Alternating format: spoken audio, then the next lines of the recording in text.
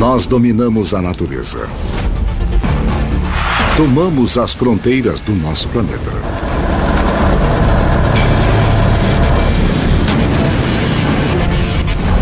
Utilizamos a força do universo. Poderes que poderiam nos destruir. Mas ainda lutamos pela liberdade, pela verdade e pela chance de recomeçar. Enquanto a humanidade está de olho nas fronteiras do futuro.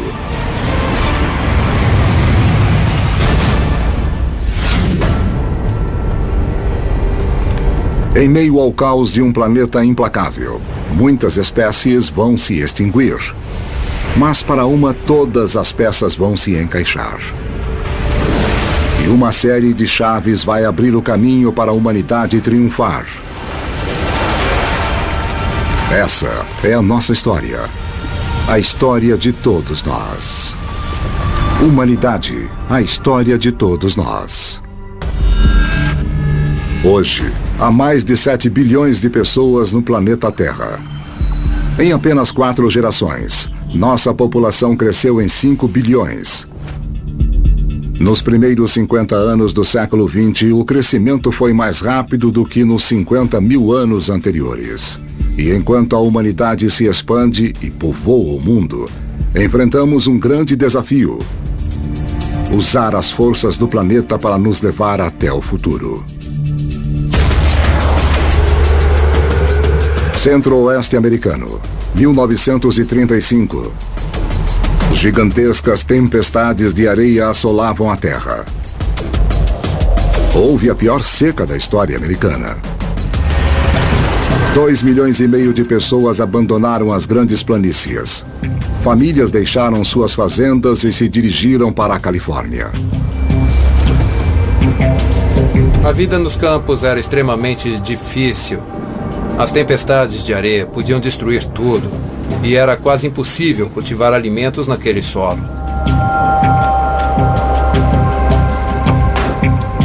Olá, tá tudo bem? Mas um homem planejava recuperar esse solo estéril. Roswell Garst.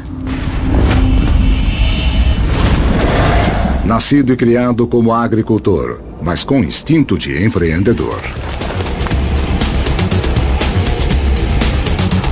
Ele vendeu o gado, hipotecou a fazenda e apostou tudo numa cultura maravilhosa que seria vital para o futuro da humanidade. O milho híbrido. Ele fora cruzado para resistir à seca e doenças. Assim, ainda podia crescer na terra seca do oeste. Temos certas espécies de animais e plantas de grande importância comercial e temos que conhecê-los em profundidade para poder usá-las ao máximo. Roswell dirigia 3.000 quilômetros por semana para promover as sementes híbridas. Seu slogan era: um produto incrível que produz resultados impressionantes. Mas a semente custava 50 vezes mais do que o milho comum. Posso ajudar, senhor? Sim, eu só quero mostrar uma coisa. É algo que nunca viu antes. É uma semente híbrida. É a melhor semente que vai plantar na sua terra. Quanto custa? Um dos colegas de Roswell escreveu: é que essa semente... Ele dizia que custava 6 ou 7 dólares e eles praticamente colocavam a mão no bolso para pegar a arma. Por favor, senhor, por favor. Eu já disse que não estou interessado. Saia da minha propriedade agora. Eu só queria te dar a oportunidade da sua vida. Sai da minha terra. Sai daqui. Anda, sai da minha propriedade. Era difícil vender quando 1/3 dos agricultores americanos estava à beira da falência. Tenho que vender o milho. Se eu não trocar o milho por dinheiro, nós não vamos comer nem dormir.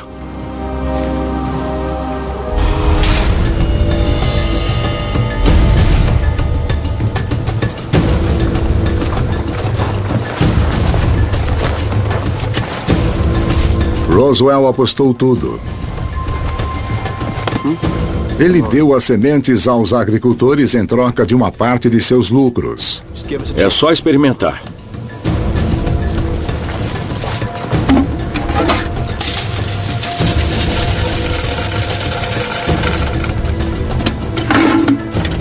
Obrigado, senhor.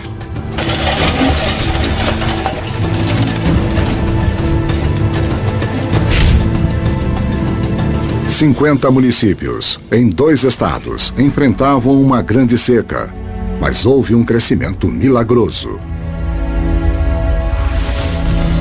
E Roswell não tinha parado. Ele vendia outro produto revolucionário, tirado da química da natureza: fertilizante de nitrogênio. Expelido por vulcões durante o nascimento de nosso planeta, o nitrogênio compõe 78% da atmosfera da Terra. É invisível, inodoro e inerte. Mas quando os cientistas aprenderam a isolar o nitrogênio e a transformar o gás em nitrato, um nutriente essencial para o crescimento das plantas, eles descobriram a chave para alimentar a crescente população mundial.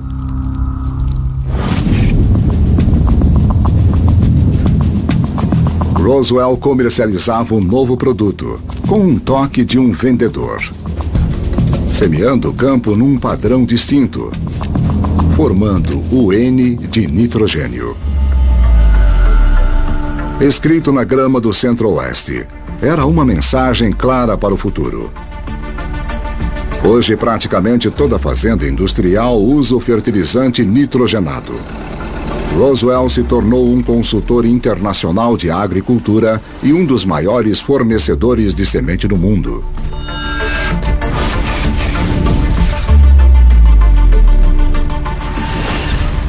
Descobrimos que a oferta de alimentos não é finita, que podemos continuar a aumentá-la para corresponder ao aumento da população. Aprendemos a usar os recursos naturais de forma mais ambiental, mais ecológica, mais racional, porque se utilizarmos indiscriminadamente, uma hora eles acabam. Eu acho que nós, seres humanos, nós devemos trabalhar muito para ver a divisão, né, de alimentos, porque o grande problema hoje, e o que vai se tornar pior, é a falta de comida no mundo. Em 30 anos, a população mundial passou de 2 para 3 bilhões. 15 anos depois, para 4 bilhões, e aumentava.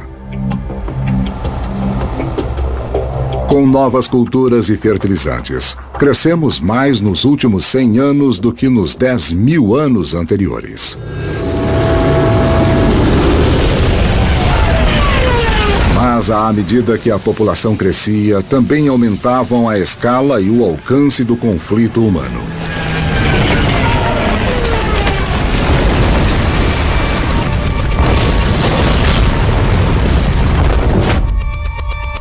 Em 1942, a primeira guerra verdadeiramente global da humanidade. Na Europa, a Alemanha nazista dominava.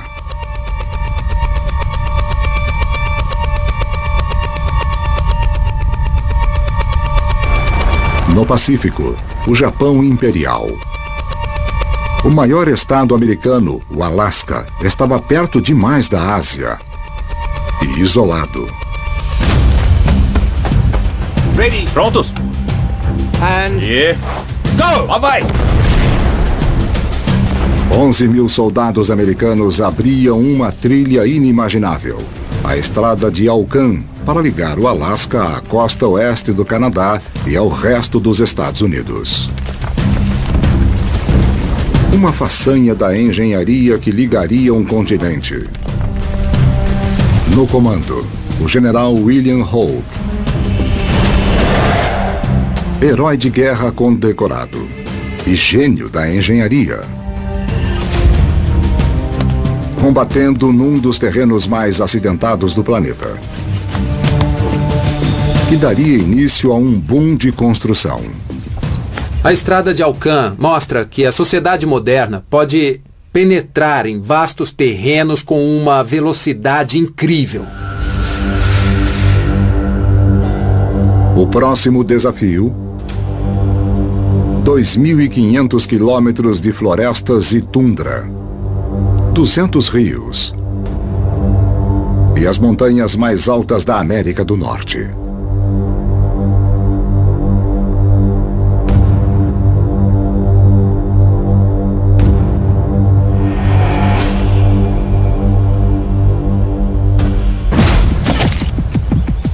maior obstáculo do general: o tempo. Ele tinha apenas 8 meses para concluir a estrada antes do inverno do Alasca.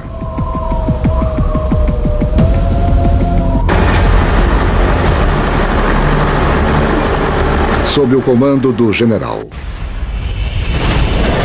estava o cabo Refine Sims, um adolescente da Filadélfia. Um dos 4.000 soldados afro-americanos no Alasca. 1/3 do contingente. Estávamos numa terra selvagem, cercados de árvores e mais árvores. 7 equipes, separadas por centenas de quilômetros, correndo para se encontrar no meio. Mas, faltando apenas 1/3 da estrada para concluir, houve um desastre. Permafrost. Uma camada de solo congelado de até 600 metros de profundidade, exposta pelos tratores.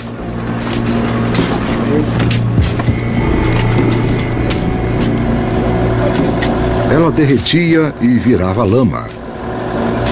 Nós descobrimos sobre o permafrost quando já era tarde demais. Caminhões e tratores afundaram na lama até sumirem de vista. O exército perdia a batalha contra a natureza.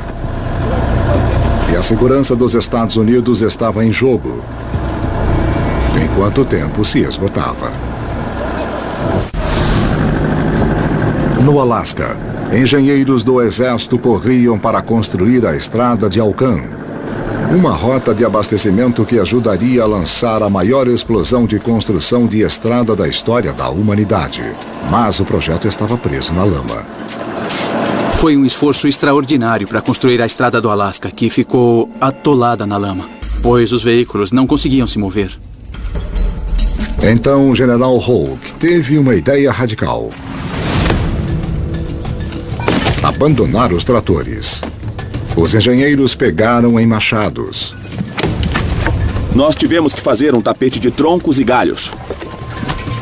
O cabo Refine Sims liderava a equipe que preparava uma base sólida, reinventando uma antiga técnica romana.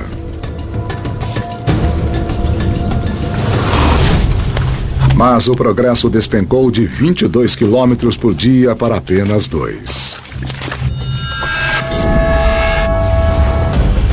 Há milhares de anos, a chave para a ambição da humanidade é a engenharia. Não precisávamos mais ser prisioneiros da geografia.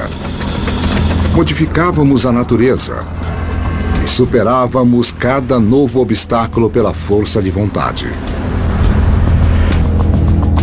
Essa habilidade não apenas moldou a nossa existência, mas o fato de que somos a forma de vida predominante no planeta.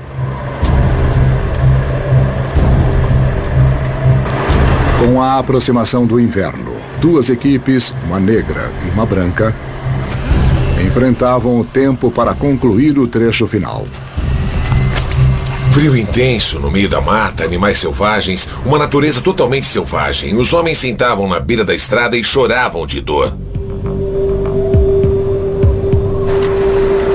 29 de outubro de 1942.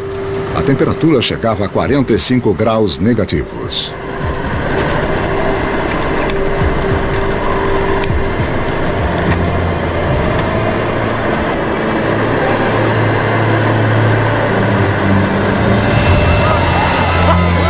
Conseguimos, homens!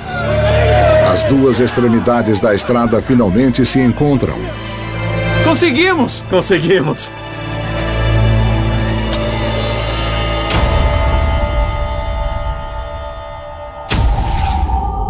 O cabo Refine Sims tornou-se um herói nacional. Era um símbolo do fato de que esses homens estavam à altura da tarefa, eram iguais aos colegas brancos. Eles eram homens iguais. Bom trabalho. Em 5 anos, o exército americano estaria racialmente integrado.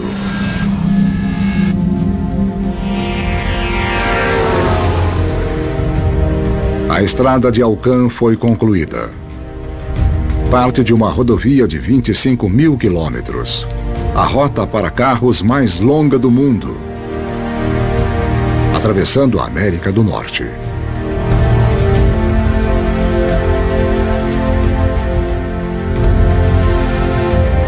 Foi um enorme avanço. E isso levou a uma demanda por mais estradas, por isso agora vemos estradas literalmente por todo o planeta. Em meio século, o mundo estava recoberto por uma rede de estradas. Seu comprimento é suficiente para ir e voltar da Lua 20 vezes.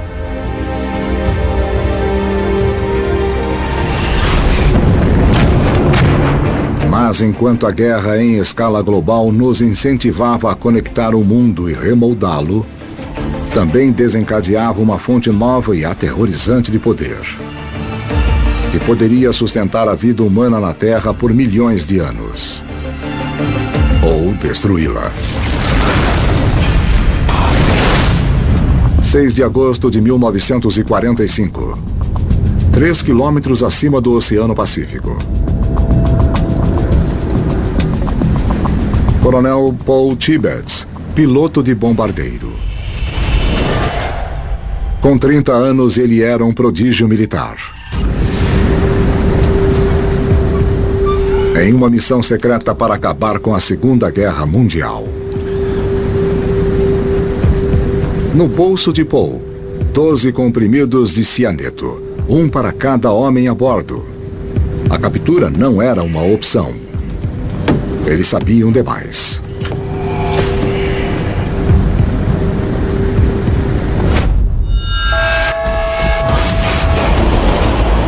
Por mais de 6.000 anos, em 14.500 guerras, mais de 3 bilhões e meio de pessoas morreram, lutando para exercer a máxima força pela maior distância.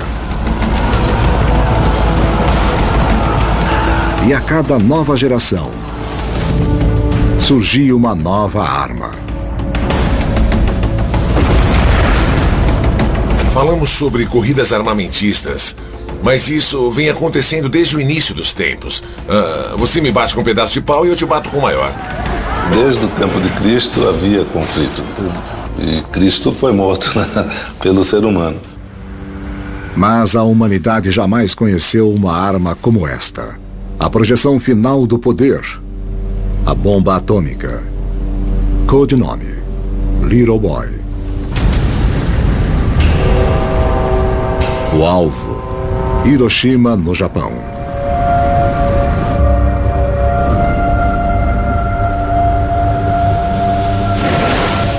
Primeiro, a bomba precisava ser armada. Vamos lá. O capitão William Parsons, um dos criadores da bomba, comandaria a ação.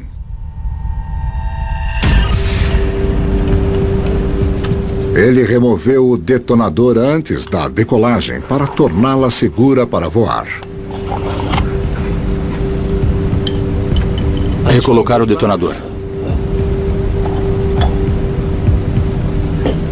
Agora, precisava colocá-lo no lugar.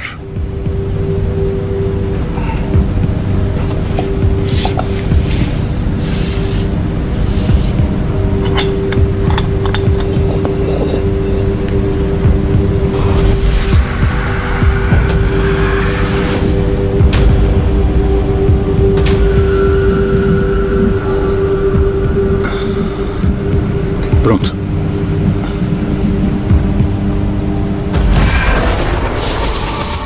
No núcleo da bomba havia urânio. Nascido em uma explosão cósmica há 6 bilhões de anos antes do nascimento do nosso planeta. Dormente, até que os cientistas dividiram seus átomos, desencadeando um poder apocalíptico para aniquilar nossa espécie ou iluminar o nosso futuro. Amanhecer. A 1.400 quilômetros do Japão. Um bombardeio americano, B-29, o Enola Gay, carregava a arma mais destrutiva da história da humanidade. Eu fiquei encarregado da arma mais terrível já inventada. Eu pensei que, sim, íamos matar um monte de gente, mas também íamos salvar muitas outras vidas. Temos o poder que antes era reservado apenas a Deus. E agora o temos, de acabar com tudo. É uma capacidade humana. E atualmente faz parte de nossas vidas. Os homens a bordo do Enola Gay sabiam que tinham que fazer e se concentraram nos detalhes da missão a fim de executá-la. Mas ninguém realmente sabia o que iria acontecer depois que aquela bomba fosse lançada do avião. 9 horas e 14 minutos. Houve um alerta de advertência de 60 segundos. Abaixo deles, uma cidade de 350 mil pessoas.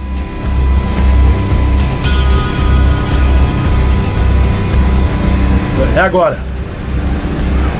Ok. Lançar bomba.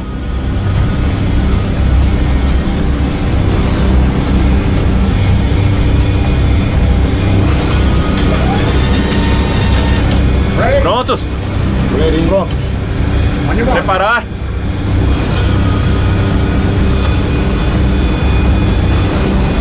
Agora.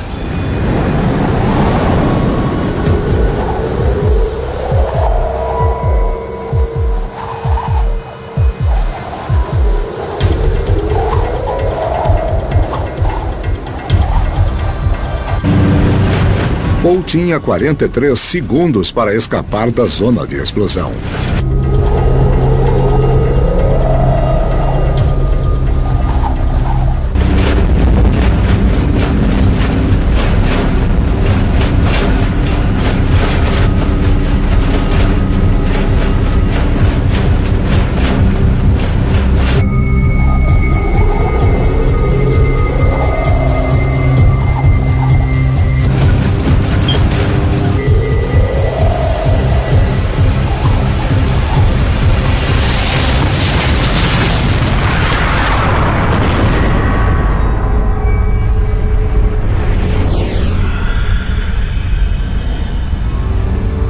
Com uma explosão 10.000 vezes mais quente do que a superfície do Sol.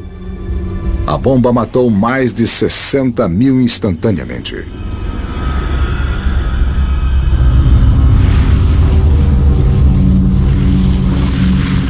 Três dias depois, outra bomba atômica. E o Japão se rendeu.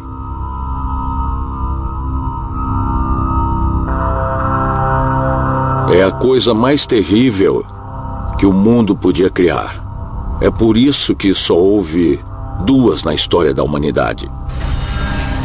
Desde 1945, a humanidade vive na era atômica.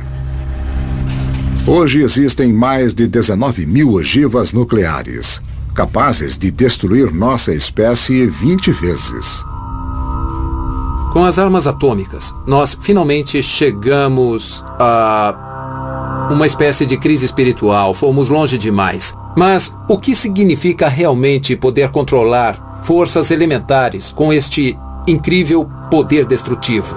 Nada assegura que, de repente, você não possa ter de novo uma vaga que suprima a liberdade, né? Ou uma guerra atômica, que é uma maneira de suprimir a vida, não é só a liberdade. Mas com essa terrível arma também surgiu uma fonte de energia revolucionária.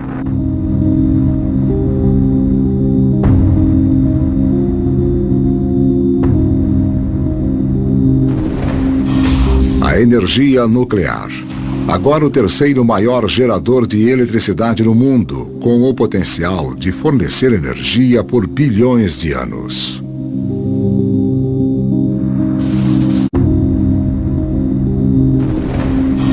A energia nuclear. Agora o terceiro maior gerador de eletricidade no mundo, com o potencial de fornecer energia por bilhões de anos.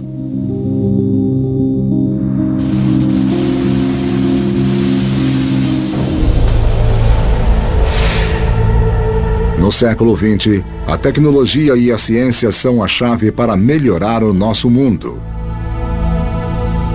a vida humana deu um salto gigante em um hospital na África do Sul.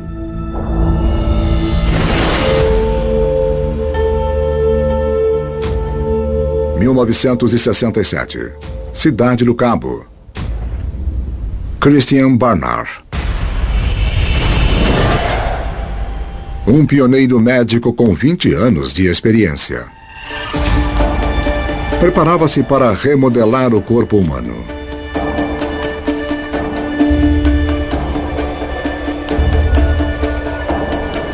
O paciente, Louis Witchenski, ex-boxeador e atleta. Ele morreria sem a inovadora cirurgia de Christian, o primeiro transplante de coração do mundo. Foi o momento que mostrou a todos que a tecnologia e a ciência, trabalhando em conjunto, podiam realizar o inimaginável e melhorar a vida humana. Eu acredito que o homem vai prevalecer através de seus esforços, da ciência e da tecnologia. Uma nova tecnologia era essencial na operação. A máquina de suporte à vida. O ápice da engenhosidade humana. A tecnologia sempre melhorou as nossas vidas, permitindo que superássemos os limites do nosso corpo e que avançássemos mais e mais rápido do que qualquer outra espécie. Então, o homem e máquina se uniam para reinventar a própria vida. Christian fizera 50 transplantes de coração em cães, mas nunca num ser humano. Não estou pronto para isso. Os cães não sobreviveram por muito tempo. Que direito eu tenho de experimentar no ser humano?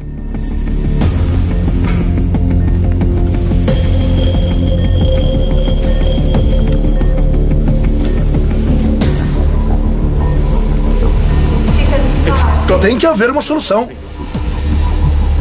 Louis tivera 3 ataques cardíacos e estava gravemente doente. Um músculo do tamanho de um punho, vital para a vida de todas as pessoas no planeta. O coração humano bate 2,5 bilhões de vezes em uma vida média. E uma batida a menos pode ser fatal. Primeiro passo: remover o coração doente e ligar Louis a uma máquina de suporte à vida que faria o trabalho do coração.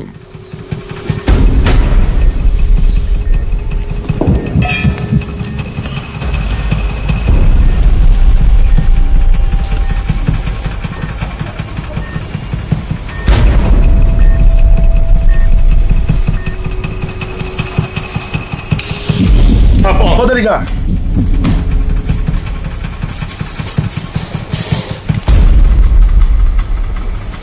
Eu nunca tinha visto um peito como esse antes.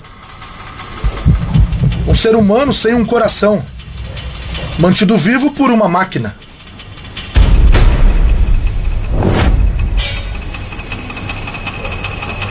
Algo tão sagrado como o coração humano, o órgão dos poetas, o metrônomo interno dos nossos corpos, e ele podia ser removido, substituído, e o paciente ainda ficaria vivo. Inacreditável.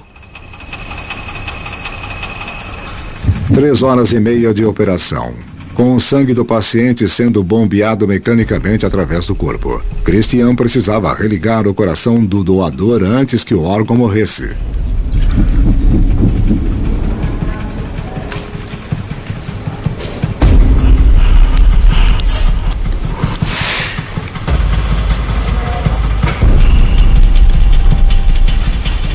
Sutura.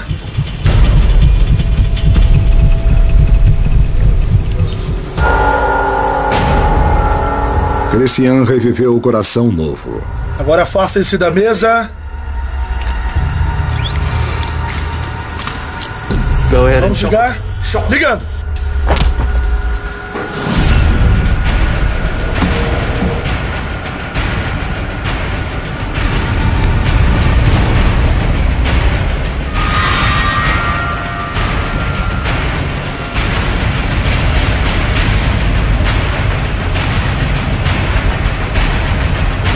O coração batia, mas ainda era alimentado por uma máquina. Ele precisava bater por conta própria ou Louis morreria.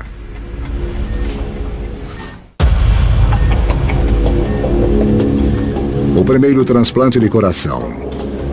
Uma operação que podia revolucionar a medicina moderna em um estágio crítico.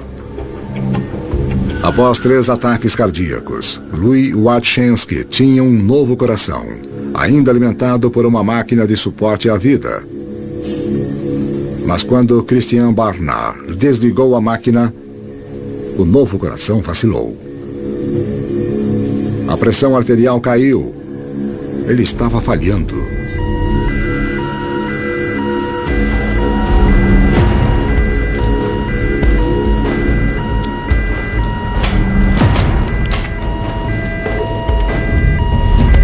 O coração de Louis estava mal. A vida dele estava em jogo. E com ela, o futuro da medicina. Christian Barnard não estava só arriscando a carreira. Ele também arriscava os sonhos de muitos que acreditavam que podíamos fazer transplantes de órgãos, que não era apenas conversa.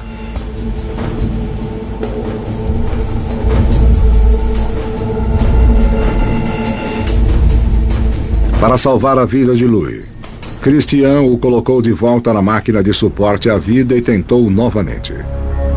O novo coração bateu e continuou batendo sem a máquina. A operação mais complexa da história foi um sucesso.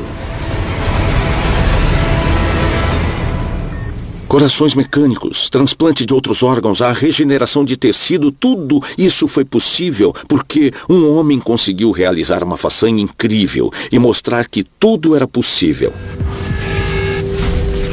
O procedimento de Christian Barnard salvou mais de 75 mil vidas.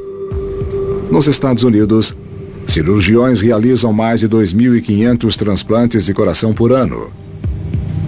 Nossos órgãos são substituíveis e remodelados.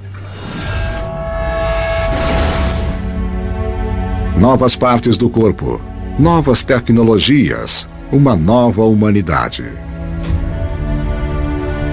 Mas enquanto a ciência e a tecnologia nos libertam dos limites do nosso corpo, pelo mundo elas também são a chave para uma nova vitória na luta pelos direitos individuais e pela justiça.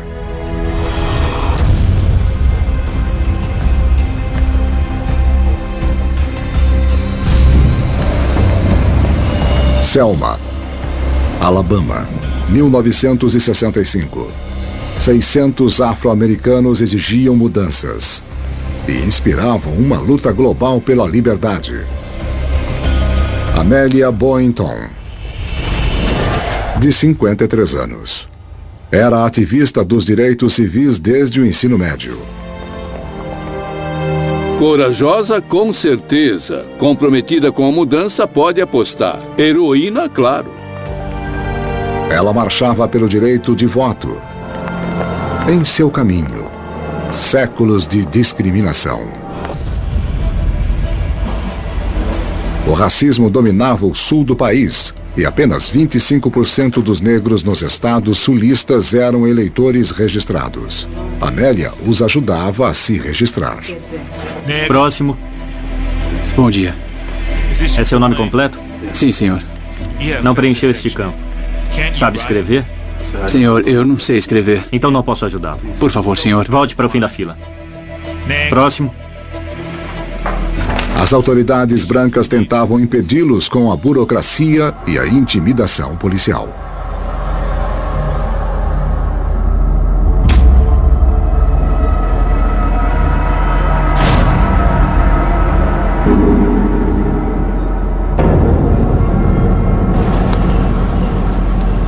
Fique em fila.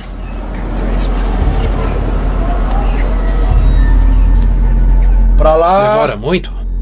Cala a boca. Eu tô falando pra calar a boca, rapaz. Quem faz as perguntas aqui sou eu. Eu só perguntei. Fica quietinho aí, cala a boca.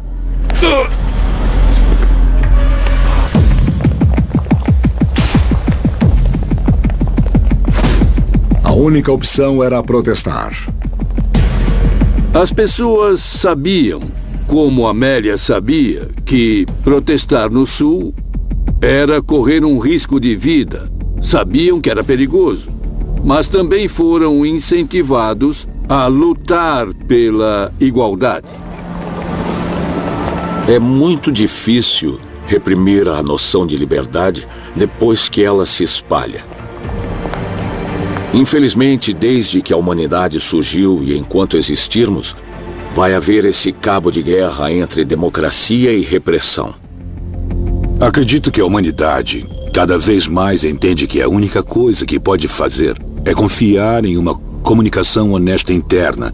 É como se estivéssemos em alto mar, num barco, e só pudéssemos usar a palavra para compartilhar opiniões, pensar em soluções e propor saídas. Então, só a comunicação honesta pode nos salvar. Seu destino, a capital do estado Montgomery. Mas Jim Clark estava determinado a detê-los. Um ex-artilheiro da Segunda Guerra Mundial e xerife de Selma. Ele recrutou todos os homens brancos com mais de 21 anos. Reunindo mais de 200 policiais. Mas esse confronto não passaria despercebido. No chão estava o cinegrafista local, Lawrence Pierce. Sedento de notícias, comprometido e durão. Resistente. Um jornalista com a maior história de sua vida.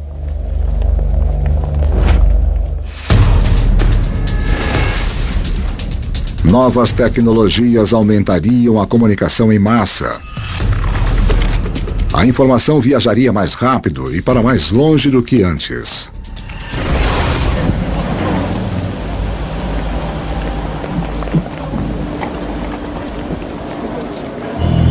Um aviso de 3 minutos, para se dispersarem e irem para casa. Mas os manifestantes não recuariam. 90 segundos depois, a polícia atacou. 40 latas de gás lacrimogênio. 8 latas de gás nauseante. Do outro lado, a ativista Amélia Boynton. Agora imagine a coragem e o medo que eles tiveram que enfrentar enquanto cacetetes, pés e mãos os espancavam até que todos que estavam ali caíssem no chão. Amélia foi deixada à beira da morte. Ela ficou inconsciente por 2 dias. Mas o mundo estava assistindo. Selma, Alabama. A polícia atacava um protesto pacífico. A ativista dos direitos civis, Amélia Boynton, era uma das 50 pessoas feridas. Mas a chave para qualquer protesto não era moderna. A televisão estava lá. O jornalista Lawrence Pierce enviou seu filme para Nova York. 15 minutos de filmagem sem interrupção foram exibidos pela ABC. Era o surgimento dos noticiários de TV. Em 1965, 9 em cada 10 famílias americanas possuíam uma televisão. Mais de 70% da população adulta assistia ao noticiário da TV todas as noites. As 3 emissoras nacionais exibiram a violência em Selma a 45 milhões de telespectadores.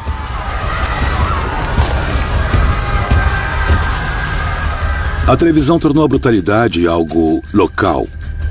Tanto que estava nas salas de estar. Isso nunca tinha acontecido antes na história dos Estados Unidos. A história é terrível e devemos contá-la. Esse é o dínamo da minha vida, contar as histórias. O país não conseguia desviar o olhar. As pessoas estavam espantadas. Por mais que fosse uma imagem granulada em preto e branco, as pessoas que foram espancadas eram próximas. Não era preciso fazer parte do movimento para acreditar nos direitos civis. Mas com essas imagens não podiam mais ignorar aquilo.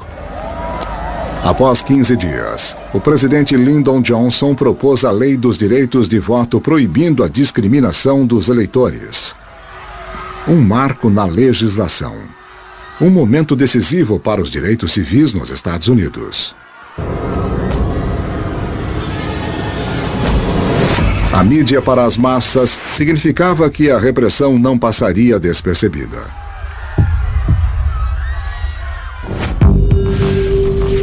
Em um mundo de comunicação instantânea, todo mundo tem uma voz. A comunicação ajuda a divulgar o conceito e a compreensão da civilização e da raça humana na Terra, igualando as classes, igualando as culturas. Sem dúvida, a revolução digital transformou quase tudo. Eu não lembro do que não foi transformado. Eu acho que nós, seres humanos, já nos comportamos de uma forma totalmente diferente nessa era digital. E, sobretudo, nos últimos 10 anos, de uma forma muito mais intensa. Quanto mais pessoas, mais fortes os laços em um mundo de conexões. Nós somos o produto de nossa história.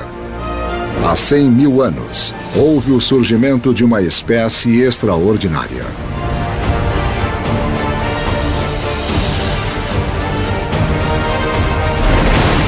Uma coisa que define a humanidade é a capacidade do homem de aprender a fazer o que a natureza não foi programada para fazer.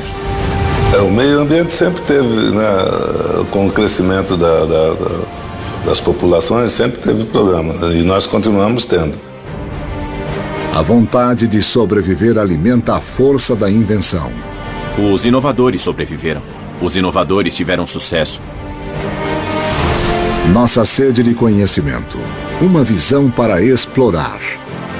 A humanidade pode ajudar não só a outras espécies, ajudar não só a si mesma, pois também tem o desafio de se renovar, de não se conformar com a morte, de não propagar a morte, mas sim propagar a vida.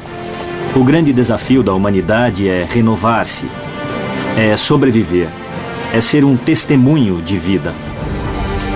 Nós formamos conexões, mas o contato pode trazer o conflito.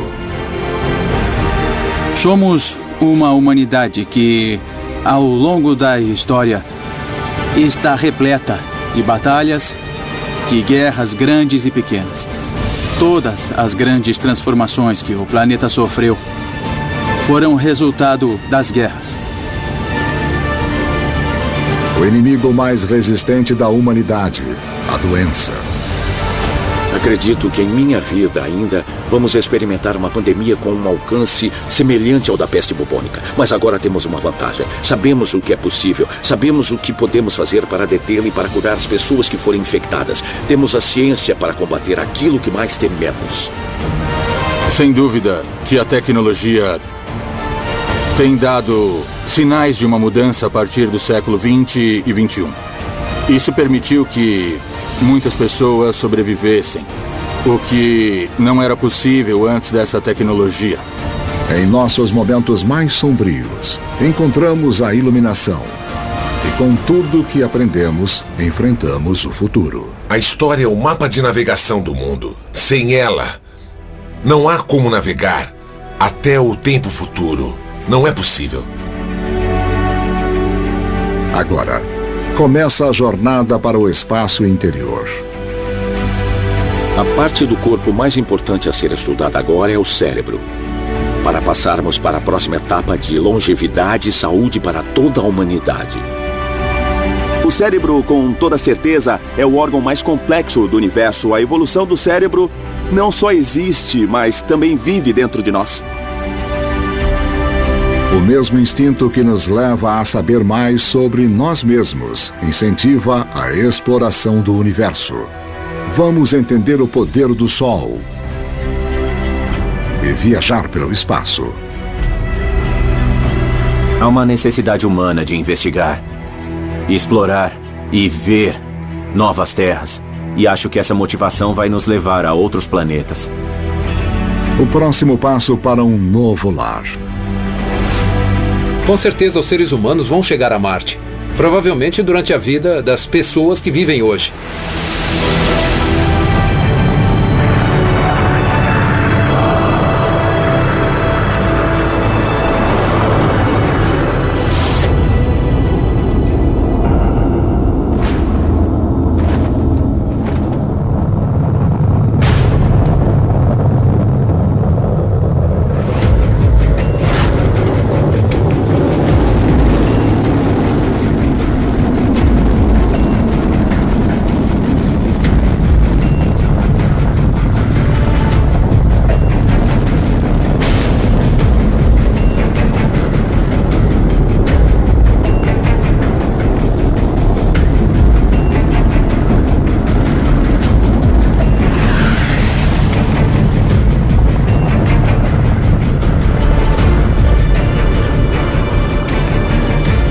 A história da humanidade está apenas começando.